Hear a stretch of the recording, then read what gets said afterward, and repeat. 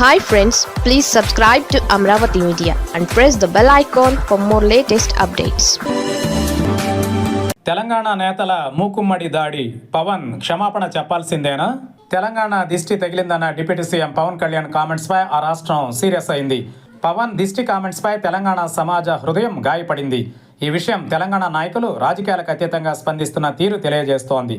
ఎన్డీఏలో పవన్ భాగస్వామి కావడంతో బీజేపీ మాత్రం మౌనంగా ఉంటోంది. తాజాగా తెలంగాణ సినిమాటోగ్రఫీ మంత్రి కోమటిరెడ్డి వెంకటరెడ్డి ఘాటుగా స్పందించారు. రాజకీయ అనుభవం లేకపోవడం వల్లే పవన్ కళ్యాణ్ ఇలా మాట్లాడుతున్నారని మండిపడ్డారు. పవన్ వ్యాఖ్యలు తనను బాధించాయని అన్నారు. వెంటనే బేషరతుగా పవన్ క్షమాపణ చెప్పాలని మంత్రి కోమటిరెడ్డి డిమాండ్ చేశారు.